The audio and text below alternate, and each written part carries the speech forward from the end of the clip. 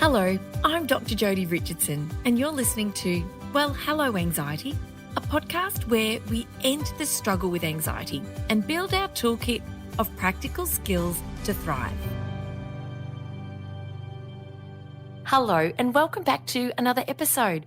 It's just you and me today, and if I sound a little bit different, it's because I'm on the tail end of a throat infection, but nothing is going to stop me from bringing you my podcast weekly to really support you to understand your anxiety and to bolster and boost your toolkit so that you can support yourself to make positive change or support somebody that you love and care about.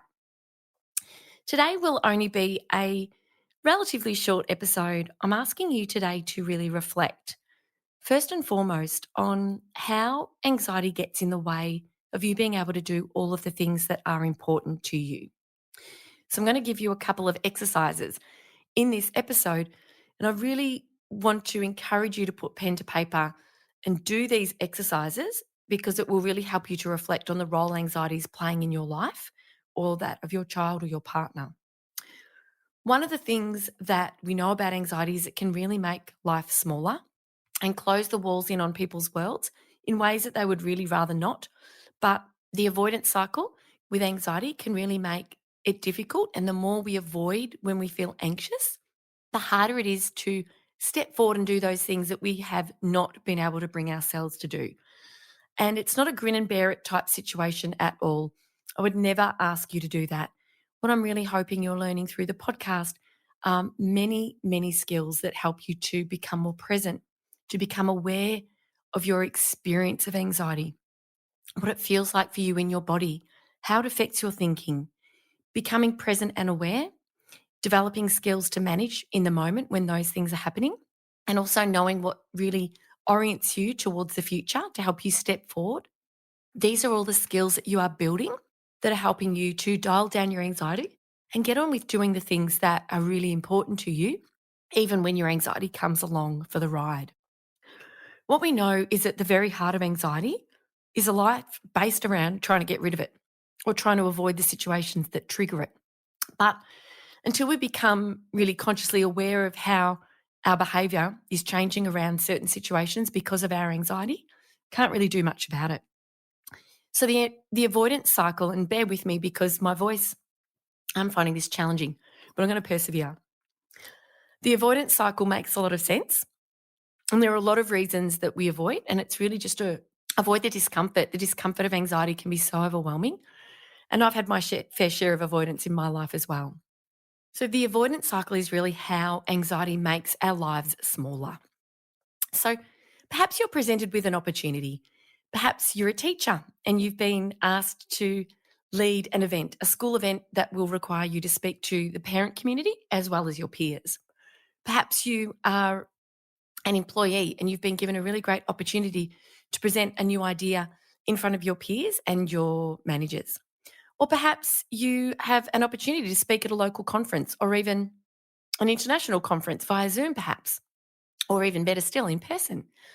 And it's an opportunity that creates so much anxiety for you that you feel all these sensations, the racing heart, the sweating, the difficulty with the breathing, the trembling, the spots in your vision, all sorts of digestive changes and things that make you feel just so overwhelmed. All of the physical sensations rise up. The worries start to generate and the what if questions in the future thinking bubble up. And of course, this overwhelming feeling of anxiety is a threat to the system. The brain and the body are in fight or flight. And the mind starts problem solving as minds do. And one way to solve this anxiety problem to shut down this particular response in the face of this threat is to remove the threat. And so one of the ways that you can solve this problem is to say no thank you, and not to participate, not to be involved. Because the threat has been removed, the system settles and the brain's like, well, that was a good decision. And of course, the next time an opportunity presents, the brain goes to the same answer, just don't do it. But of course, in not doing it, you're not building the confidence and you're not building the experience, managing difficult feelings and emotions and moving forward to do what's important.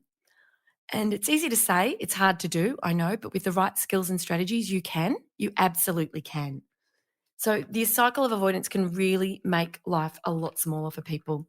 And we see it with children, we see it with not participating in class activities or not going to school, not going to parties. We avoid in a variety of ways. We can be present but disengaged. We can be present physically but disengaged psychologically. We might disconnect. So we might be finding it really difficult to actually connect in a social setting. So we might withdraw socially. That's another way that avoidance can show up. Or we can be really distracted by future thinking, a lot of what ifs, or look for distractions, ways to avoid feeling what we're feeling, which takes us away from the present moment and all of the gifts that are available to us in terms of what we can take in and also what we can give. And so, really, the first question I'm asking you, and I'd love you to put pen to paper, is how is anxiety getting in the way of you doing the things that you want to do? So, where are you avoiding? Where is this anxiety stopping you from stepping forward?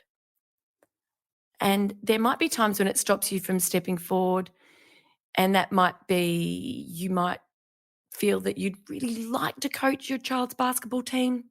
You don't feel confident, you feel anxious, and you don't do it. In the scheme of your own life, that might not present too much of an issue. But if there's a big opportunity professionally that you're saying no to, or you're not doing what you'd like and need to do to become ready for that particular opportunity, and that is having a knock on effect to other parts of your life, only you will know how much the behaviors that you're engaging in or not engaging in are impacting the life that you're living and the life that you want to lead. I'm going to start by asking you to write down all of the different ways that anxiety is getting in the way for you. So, what are you missing out on? She'll have two lists. Your first list is, what are you missing out on? What are you not doing? What would you love to do? But anxiety is really getting in the way. The second list I'd like you to write down is a list of all of the ways you've been dealing with your struggles. So when you become overwhelmed with anxiety, when anxiety's bubbling up, when you feel the sensations, the pain, the discomfort, what do you do? How do you manage that? What are your go-to strategies that you engage in that are the ways that you manage these difficulties? So for me, whilst it's no longer the case, I used to obsessively clean. I used to eat a lot of chocolate. I used to call anyone who would talk to me just to avoid having to sort of face it on my own. I would just be constantly seeking reassurance from other people, particularly my mum and Peter. And I would also say no to opportunities that I really wanted to say yes to. And they were some of the ways that I was looking to kind of manage what I was experiencing in my life. Now that you've got a list of what it is you'd really love to be doing and what it is that you're doing to deal with difficulties in your life, you've got two lists, and I'd love you to put these down in black and white. I want you to reflect on both, but particularly for now, the second list, and have a think about how is it that these strategies are impacting on your ability to move forward and do what it is that's really important to you. And I talked about values and finding that North Star in episode 14 about dialing anxiety down and using those values to help you move forward and take your anxiety along for the ride with you. So, with that second list, I really want you to have a look at how well these strategies have worked for you and whether or not perhaps these strategies are working in the short term or whether or not they are a good long-term strategy. Perhaps you've been building your anxiety toolkit by listening to my podcast and putting into practice the different strategies that I've been sharing, that my guests have been sharing as well. But I think I know that awareness is the very first step in being able to make change. And we know that avoidance is at the heart of every single anxiety disorder, avoiding the triggers or avoiding the anxiety and or the situations that provoke the anxiety. And so when we can become aware of what it is we want and also what it is we're doing that's getting in the way of what we want and what we really want to do with our lives, this one precious life, then we are in such a better position to be able to make positive change. So that's it from me. Thank you so much for spending your time with me. I never take it for granted for one moment that you are sharing your precious time with me to learn more about your anxiety. And if you find this episode or this podcast helpful, I'd really love you to share it with your school community or with people in your own social circles to support them and to help other people learn more about how to understand anxiety, how to overcome avoidance, how to dial anxiety down, and how to get on with living a really rich and full life, even if anxiety is coming along for the ride, but not in the driver's seat. All right.